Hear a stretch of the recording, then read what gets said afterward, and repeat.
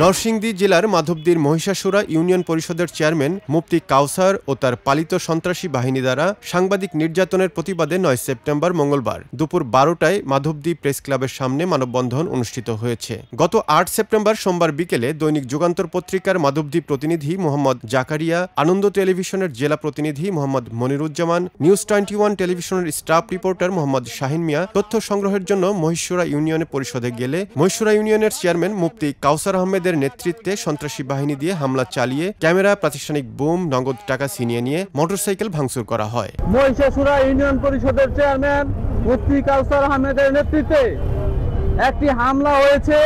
হামলার কারণ হলো এই চেয়ারম্যানের বিরুদ্ধে বিভিন্ন অভিযোগ এলাকার জনগণের। কাউসারের নেতৃত্বে তারই পালিত সন্ত্রাসীদের আমাদের ৩ জন সহকর্মীদের উপর যে বর্বরোচিত হামলা হয়েছে, আমরা সাংবাদিক মহল এটা মেনে নিতে পারি না।